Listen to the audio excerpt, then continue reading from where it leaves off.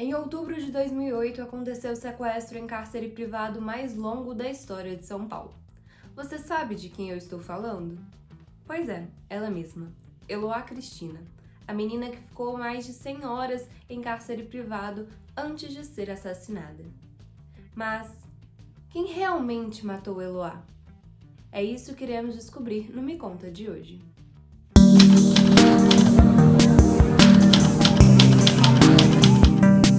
No dia 13 de outubro de 2008, Eloá Cristina e mais 3 colegas de sala saíram da aula e foram para o apartamento de Eloá, localizado em Santo André, no ABC Paulista. Lá, eles foram surpreendidos por Lindenberg Alves, de 22 anos, ex-namorado de Eloá, de 15, que invadiu o apartamento enquanto os 4 jovens faziam um trabalho escolar. Lindenberg estava motivado pelo fim do relacionamento com Eloá. Horas após invadir o apartamento, Lindenberg liberou 2 colegas da jovem e manteve ela e sua melhor amiga Nayara Azevedo em cativeiro. A polícia foi acionada depois que o pai de Eloá tentou entrar no apartamento. Junto com elas chegaram helicópteros e vans da imprensa, mas essa informação a gente vai guardar ela um pouquinho. Os oficiais responsáveis tentavam negociar com o sequestrador, mas pouca coisa era tirada dele. E com isso, o primeiro dia do sequestro foi embora, sem nenhuma resposta. Foi apenas no terceiro dia que as coisas pareciam que iam melhorar. Lindenberg finalmente liberou Nayara, amiga de Eloá. Por sua vez, continuava sob as ameaças de Lindenberg e às vezes aparecia na janela, para mostrar que estava viva. E apesar de viver uma tragédia, Eloá parecia bem e diversas vezes pedia por calma. Devido a tentativas falhas de obter uma negociação, a polícia cometeu seu maior erro. No quarto dia de sequestro, enviaram Nayara de volta às mãos de Lindenberg. Esta ação resultou em uma indenização a Nayara 10 anos depois, mas já a gente vai falar sobre isso. A ideia era de que Nayara, por conhecer Lindenberg, conseguiria negociar com ele, mas esta ação resultou na volta de Nayara como refém. Neste mesmo dia, o pai de Eloá passou mal e foi retirado do local. Além disso, o sequestrador pendurou uma camisa de futebol na janela, mais especificamente do São Paulo. E o superintendente do clube, Marco Aurélio Cunha, foi ao local para tentar ajudar nas negociações, mas foi impedido pela polícia, a mesma que mandou Nayara de volta ao cárcere. No quinto dia, o advogado de Lindenberg firmou um compromisso com a polícia militar através de um documento redigido pelo Ministério Público. Este documento dava garantias à integridade física do jovem quando ele decidisse se entregar. Neste mesmo dia, após mais de 100 horas de sequestro, a polícia decidiu invadir o apartamento, sob o pretexto de que tivessem escutado um disparo no local. Lindenberg saiu algemado e Eloá fora resgatada ainda com vida, com um tiro no rosto e outro na virilha. Nayara, por sua vez, foi atingida por uma bala no rosto. Ainda no mesmo dia, as jovens passaram por cirurgias para a remoção das balas. Mas a equipe que operou Eloá decidiu não remover a bala que estava na sua cabeça. Isso porque ela estava alojada em seu crânio e a remoção traria mais danos a ela do que deixar a bala lá. E além disso, ela já se encontrava em um estado grave. Nayara, por sua vez, tinha um quadro bom. Por fim, o advogado de Lindenberg renunciou à defesa do jovem, alegando que a sua confiança fora traída pelo sequestrador. E essa relação de confiança, entre advogado e cliente é extremamente importante no mundo jurídico. No dia seguinte, a neurocirurgiã que acompanhava o caso de Eloá informou que a jovem estava em um coma irreversível. Enquanto isso, o coronel da Polícia Militar que comandou a operação de resgate alegava que Nayara e Eloá haviam sido baleadas antes da invasão da polícia e que Lindenberg teria sido baleado apenas por balas de borracha. Neste mesmo dia à noite, Eloá teve sua morte cerebral diagnosticada. No dia seguinte, a família autorizou a doação dos órgãos. E o Conselho Nacional dos Direitos da Criança e do Adolescente, o CONANDA, anunciou o pedido de instauração de um inquérito para apurar a ação da Polícia Militar. 10 anos depois, como a gente já falou aqui, em 2018, Nayara recebeu uma indenização por parte do estado de São Paulo por ter sido enviada de novo ao cárcere e ter sido baleada. A família de Eloá, no entanto, não recebeu nenhum tipo de indenização.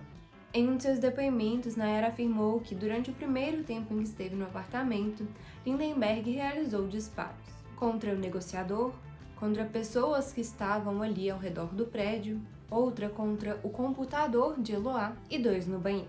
Em outro momento, Nayara afirmou que minutos antes da invasão da polícia não houve nenhum disparo, como informou o coronel, que mais tarde também invalidou o discurso da menina, dizendo que ela estava sob pressão, que ela estava num momento de tensão e que ela pode ter se esquecido ou se confundido. Durante seu depoimento no julgamento, Nayara se lembrou de que, quando o pai de Eloá tentou entrar no apartamento, Lindenberg falava que gostava muito dele e da família de Eloá, mas que ela não sairia viva dali.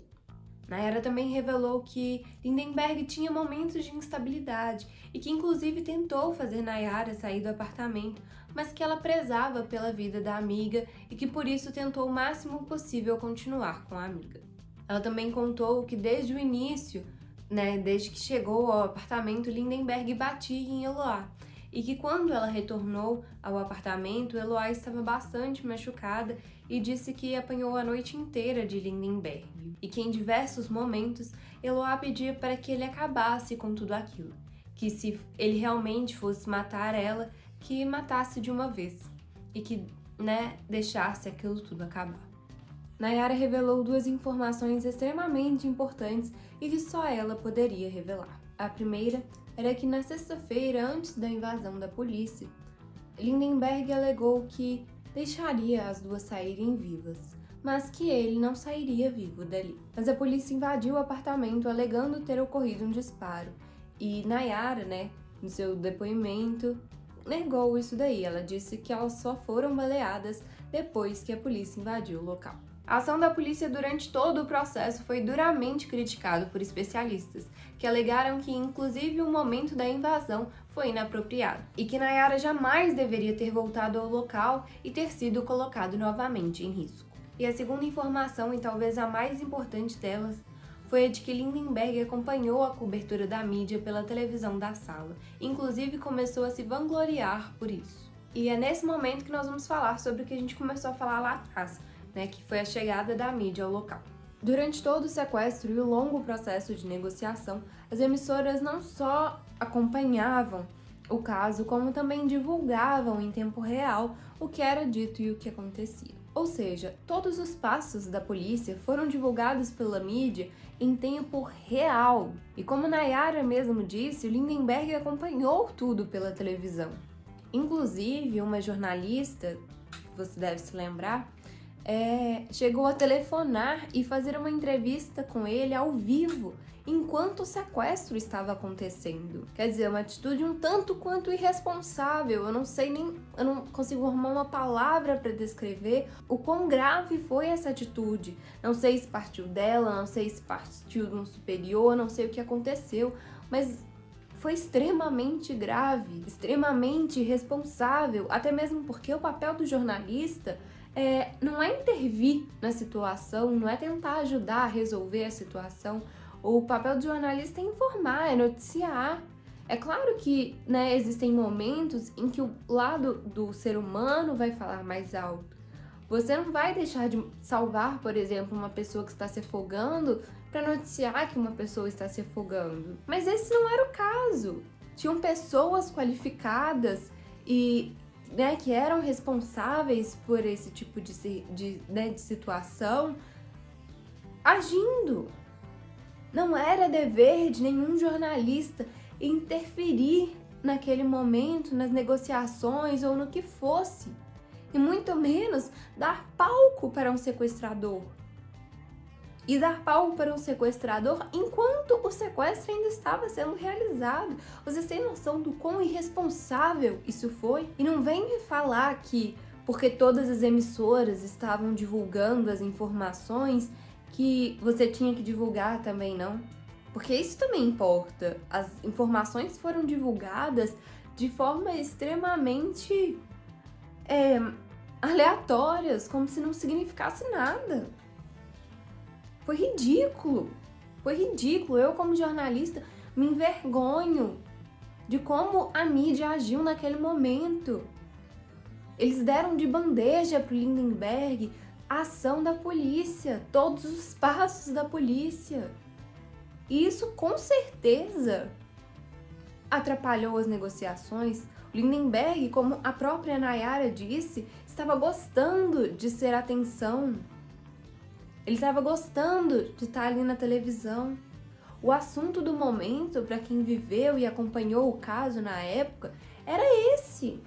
Só se falava disso. Não é à toa que até hoje gera repercussão, até hoje gera debate. E a tentativa, né, tanto, não sei, da jornalista ou da emissora, que eu, se estivesse no lugar dela, eu largaria meu emprego, mas eu não me prestaria a um serviço desses. Enfim, a atitude de todos os jornalistas, né, durante esse processo foi extremamente errada. Mas o que difere aí é porque até então nenhuma emissora entrou de fato no local do crime, né, que foi um agravante e que faz com que a própria jornalista seja duramente criticada até hoje por esse ocorrido. E como eu disse, todos os jornais, né, por onde você olhava, o assunto do momento era esse. Mas não é porque o meu concorrente estava passando as informações de maneira aleatória que eu deva prestar esse serviço também. É aquela famosa frase, né, que a gente sempre fala, não é porque meu amigo vai pular da ponte, do precipício, que eu vou pular atrás. Deixa o outro fazer, mas cumpre com seu papel enquanto jornalista. Não coloca a sua integridade profissional em jogo por conta de um furo, porque existem coisas muito mais importantes do que um furo. Uma matéria bem apurada, uma notícia bem dada, ela ganha muito mais palco do que a notícia que chega na velocidade da luz. Porque ali o interesse é único e exclusivamente publicitário. O interesse ali é ganhar dinheiro, não é divulgar a informação.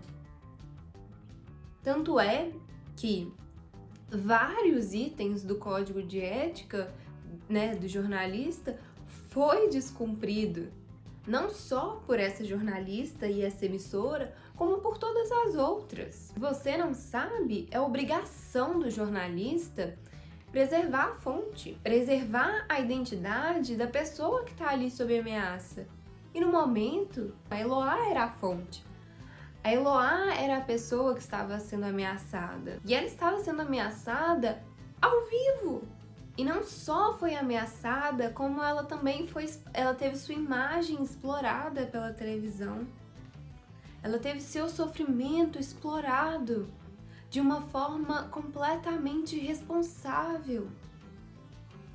Se você também não sabe, qualquer coisa que uma pessoa menor de idade for participar, ela tem que ter autorização de um responsável. E para aparecer num jornal da forma como a Eloá apareceu, né, assim, naquele momento, no meio daquele trauma todo e ter tido sua imagem, né, mostrada para o mundo. Se você entrar no Google e digitar Eloá, você vai achar um monte de fotos da menina. A menina que tinha 15 anos, ela era menor de idade.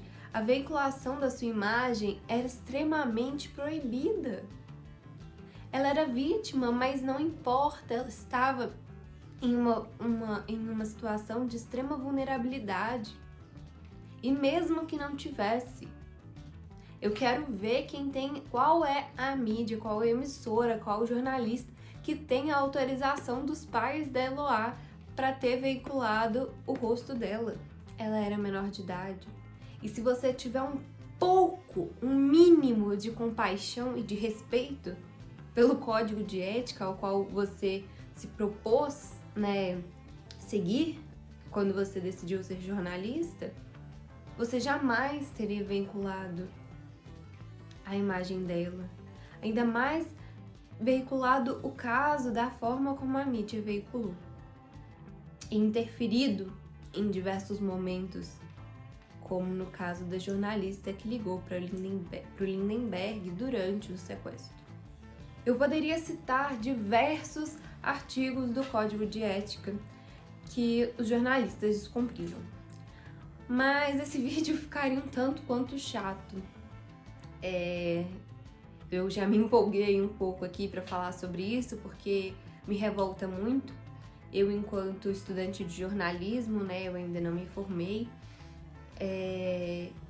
eu fico chocada, porque são pessoas que têm um nome na mídia, né, que são relevantes, que a gente leva em consideração o que elas falam, e que destroem a imagem por muito pouco.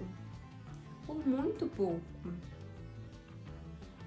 Elas perdem a credibilidade por fazerem coisas como ligar para um sequestrador durante o sequestro.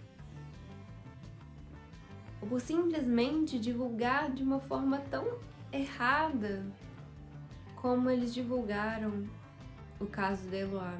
E tantos outros, né, que é justamente, eles fizeram disso um verdadeiro espetáculo, porque dava audiência. Então, para você que tem interesse de saber mais sobre o assunto, eu vou deixar o link dele aqui embaixo para você acessar, tá bom? Mas, como a gente já disse, ficou claro para quem, principalmente para quem acompanhou o caso na época, que essa ação dos jornalistas dificultou e muito a negociação com Lindenberg, porque assim como a gente acompanhava da nossa casa ao vivo, ele também tinha a mesma visão, ele também estava acompanhando da televisão e ele estava tendo seus 5 minutos de fama. E para alguém que, né, já estava, entre aspas, acabado, aquilo dali era bom, porque no final de tudo, pelo menos, ele tinha sido, né, ele tinha ficado famoso e as pessoas saberiam quem era Lindenberg Alves. Lindenberg matou Eloá, e ninguém pode tirar a responsabilidade dele sobre isso. Mas e se a polícia tivesse agido diferente? E se eles tivessem seguido as orientações pré-estabelecidas para esse tipo de caso? E se eles não tivessem reenviado Nayara ao cárcere? E se eles tivessem tentado negociar mais uma vez? E se a mídia não tivesse divulgado todos os passos da polícia? Eloá ainda estaria aqui? Essa resposta eu deixo para você. Lindenberg foi acusado por um júri popular constituído de 6 homens e uma mulher, todos moradores de Santo André, em São Paulo. O julgamento ocorreu em 2012 e resultou em uma pena de 98 anos e 10 meses de prisão, sem chance de recorrer em liberdade. Em 2013, no entanto, a pena foi reduzida para 39 anos e 3 meses. É isso. Esse foi mais um episódio do Me Conta. Não esquece de se inscrever aqui embaixo no canal. Eu ainda não sei qual que é o lado, ainda não aprendi. Espero que você tenha gostado. Então, se você gostou, curte o vídeo, compartilha com seus amigos, para mais gente chegar aqui e conhecer o canal. E não esquece também de deixar seu comentário. Comenta aí o que você quer ver aqui, qual caso você quer ver, qual tema. E até mesmo sugestão para novos quadros, né?